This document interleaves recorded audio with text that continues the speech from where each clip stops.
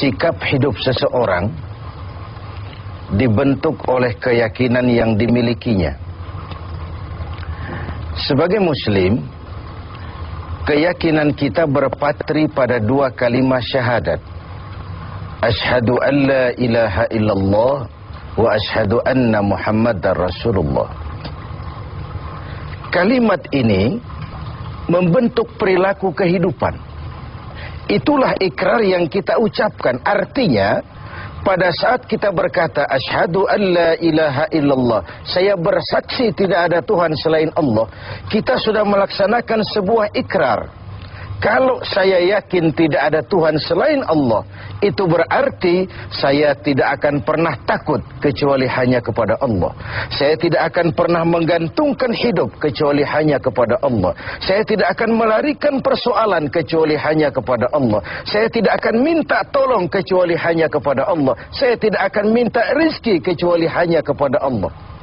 Berurat dan berakar itu di dalam hati, membentuk kepribadian dan mewarnai seluruh langkah kehidupan kita. Di zaman kita fasih betul mengucap dua kalimat syahadat. Tahlil pun lancar. Tetapi konsekuensi dari kalimat itu sering kita abaikan. Apalagi kita sedang berhadapan dengan zaman yang serba sulit seperti sekarang ini. Ekonomi yang belum pulih, lapangan kerja susah, pengangguran banyak, biaya hidup tinggi. Orang mudah mengalami proses pergeseran nilai. Solatnya masih menghadap Allah, tapi kepengen dagangan laris menghadap dukun. Dicampurlah itu, iyyaka na'budu wa dukun nasta'in. Ini kan sudah gaya hidup yang sinkrit. Nah, puasa melahirkan keikhlasan. Kenapa? Karena ibadah ini seperti kita pernah bicarakan tanpa sugesti. Mungkin kalau kita sholat masih berharap dilihat orang. Kita membayar zakat, kita bersedekah masih berharap dilihat orang. Tapi dengan puasa hanya kita dan Allah saja. Ini harusnya melahirkan gaya hidup keikhlasan. Bahwa kalau kita sudah berbuat, yang penting kita dan Allah saja. Mau dipuji orang atau tidak, mau didengar orang atau tidak, mau dilihat orang atau tidak, yang penting saya sebagai pelaksana sebuah ibadah dan Allah sebagai tempat tujuan kenapa ibadah ini saya laksanakan. Karena itu, pada jumpa kita sore ini, kita akan bicara tentang ikhlas dalam menghadapi kehidupan ini. Sebab bukan saja hanya sholat kita harus ikhlas, puasa harus ikhlas, zakat harus ikhlas. Menjalani hidup ini pun kita harus dengan penuh keikhlasan. Kita tahu bahwa apa saja kalau sudah mulai kita gantungkan kepada yang selain Allah, bersiaplah untuk kecewa. Apa saja kalau sudah mulai kita gantungkan kepada yang selain Allah, bersiaplah untuk kecewa. Nah, ikhlas tentu bukan hal yang mudah dilaksanakan, walaupun sangat mudah untuk diucapkan. Tetapi inilah yang diperintahkan Allah kepada kita. Kalian wa ma umiru illa liya'budullaha mukhlisin. Kalian tidak diperintahkan kecuali hanya menjadi penyembah Allah yang penuh keikhlasan. Penyembah Allah yang berangkat dari semangat keikhlasan. Saya ingin mengungkap apa yang pernah disampaikan oleh Imam Al-Ghazali tentang keikhlasan ini. Beliau menyatakan, "An-nas kulluhum mauta illa al-alimun. Wal-alimuna niyamun illa al-amilun. Wal-amiluna mughtarruna illa al-mukhlisun." Manusia, kata Al-Ghazali, pada dasarnya mati, kecuali orang yang berilmu. Orang yang berilmu walaupun dia hidup, tidur, kecuali yang mengamalkan ilmunya. Dan orang yang mengamalkan ilmunya, banyak yang tertipu, kecuali yang ikhlas di dalam mengamalkannya. Begitulah dalam kehidupan ini. Manusia pada dasarnya mati kecuali orang yang berilmu. Tidak banyak yang bisa dilakukan tanpa ilmu.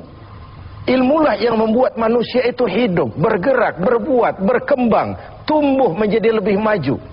Ilmu dalam sebuah ungkapan lama membuat hidup jadi mudah. Seni membuat hidup jadi indah. Dan agama membuat hidup jadi terarah. Dengan ilmu hidup jadi mudah. Apa yang hari ini terjadi di benua lain, hari ini juga kita tahu dari kamar kita.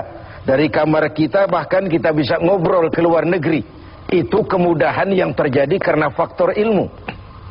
Dahulu tahun 50-an, orang kita kalau pergi haji ke Mekah 6 bulan.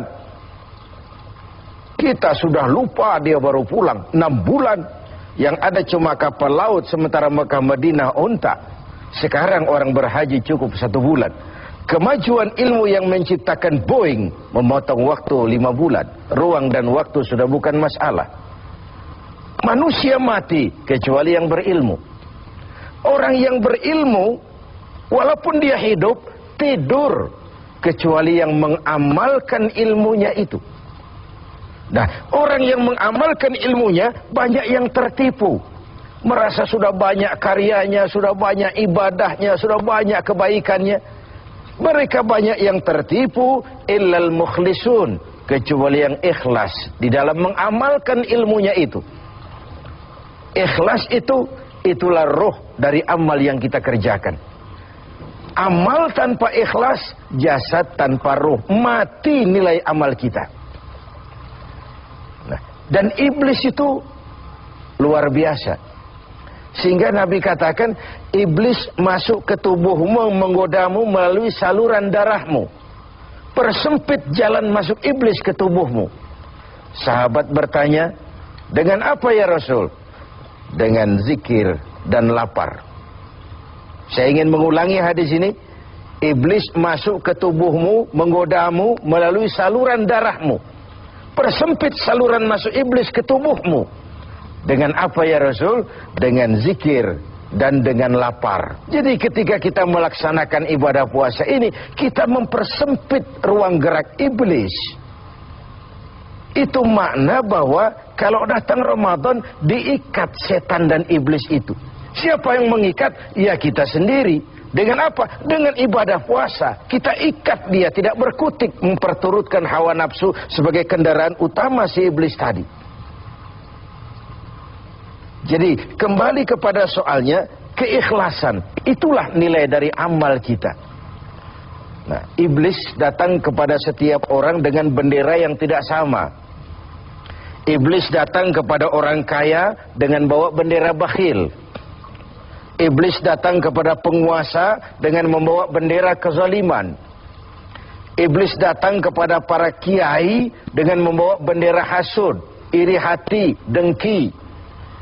Iblis datang kepada orang kaya dengan membawa bendera pelit, bin bakhil alias kikir. Strateginya berbeda, bergantung kepada yang didatanginya.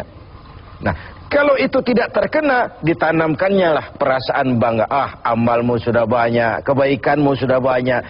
Dihilangkanlah keikhlasan kita. Karena itu hadirin dan pemirsa, saya ingin menyampaikan sebuah potret tentang ikhlas ini. Dulu ada cerita, kiai punya santri 2 orang. Satu namanya si Ali, satu namanya si Umar. Satu hari si Ali pergi ke kebun, nyabut singkong. Singkong tercabut, Ali melihat, ah ini singkong bagus sekali. Kalau dihadiahkan kepada Pak Kiai, senang hati beliau, ah tabarukan, cari berkah. Berangkat ke rumah Kiai bawa singkong. Sampai di rumah Kiai, Assalamualaikum Pak Kiai. Waalaikumsalam. Ada apa? Dari kebun Pak Kiai, saya jabut singkong, bagus sekali, saya ingat sama Kiai. Doakan saya Kiai. Oh, bawa masuk ke dapur, Li. Ali masuk ke dapur, taruh singkong. Kiai bilang sama istrinya, Bu, Ali ini jauh-jauh datang kemari, hadiahkan kita singkong ini. Pulang kita kasih apa dia? Kata istrinya Kiai, Bang, ada seekor kambing di belakang, hadiah pengusaha tempo hari sama kita. Daripada di sini tidak ada yang merawat, kan lebih baik dikasihkan si Ali. Siapa tahu dia pelihara berkembang biak jadi banyak nantinya. Jadilah itu. Ali permisi mau pulang, kata Kiai, "Li, saya hadiahkan kau seekor kambing. Peliharalah, mudah-mudahan membawa berkah." "Terima kasih Pak Yai." Pulanglah Ali dengan kambing seekor ini. Di jalan pulang ketemu temannya si Umar. "Dari mana kau, Li?" "Dari rumah Kiai, Umar." "Itu kambing?" "Dikasih sama Kiai." "Kenapa kamu dikasih kambing?" "Enggak tahu, saya datang cuman bawa singkong ke rumah Kiai, pulang dikasih kambing." Si Umar nih otak dagangnya jalan. Kalau Ali saja bawa singkong dikasih kambing, bagaimana kalau saya bawa duren? Jadi mampirlah si Umar ke pasar beli duren 3 buah, dibawalah ke rumah Kiai. "Kiai, assalamualaikum." "Ada apa, Mar?" "Duren Kiai, ikhlas karena Allah, ikhlas Kiai, silakan." "Oh, bawa masuk ke dapur, Mar." Umar taruh singkong taruh duren di dapur. Kiai bilang lagi sama istrinya, "Bu, Umar ini datang bawa duren lebih banyak dari yang dibawa si Ali. Kita kasih apa dia pulang?" Kata istrinya Kiai, "Abang nih kambing seekor pun sudah dikasih Ali, Bang. Sudah nggak ada apa-apa lagi di rumah." "Gitu ya?" "Iya." "Jadi macam mana?" Kata istrinya Kiai, "Begini sajalah, Bang. Ali tadi kan datang bawa singkong. Lalu Umar nih daripada pulang tangan kosong, sudah singkong Ali saja kasihin si Umar." Begitu. "Iyalah." Ya jadilah. Umar permisi mau pamit pulang, kata Kiai, "Mar, ada singkong, kamu bawa pulanglah, saya hadiahkan sama kamu, rebus, mudah-mudahan bawa berkah buat kamu." Pulanglah si Ali bawa singkong nih kan. Jadi ini sebuah potret betapa si Ali yang ikhlas bawa singkong dapat kambing. Umar nih yang punya target bawa duren 3, pulang dapat singkong. Nah, jadi ini sebuah cerita bahwa apa saja kalau sudah kita mulai bukan karena Allah, bersiaplah untuk kecewa. Itu dulu, barangkali adik-adik ada yang akan mengajukan pertanyaan, silakan. Assalamualaikum warahmatullahi wabarakatuh. Salam. Kiai, ada yang ingin saya tanyakan berkenaan dengan ikhlas. Pertanyaannya, bagaimana contoh orang yang ikhlas dalam berbuat?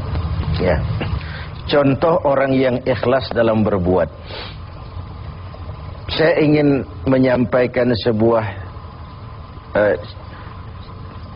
cerita saja, tapi agak vulgar. Tapi ini agak mendekati ya. Orang yang ikhlas dalam berbuat itu, mohon maaf, barangkali agak mirip-mirip orang yang buang air besar.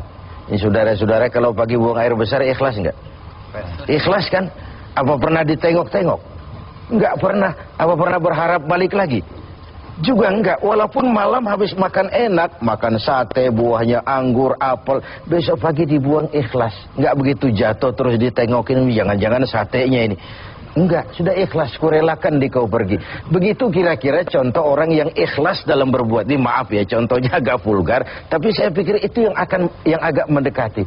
Kalau sudah berbuat ya sudah diikhlaskan saja, dilepas. Karena ikhlas itu kan artinya selamat, selamat dari noda, selamat dari kepentingan yang selain Allah, bersih dari kepentingan yang selain Allah. Nah itu yang kita inginkan dalam berbuat.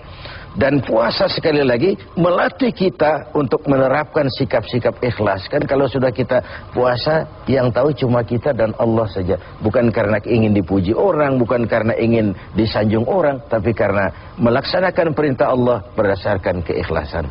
Mudah-mudahan puasa ini semakin mendorong kita menjadi orang-orang yang ikhlas.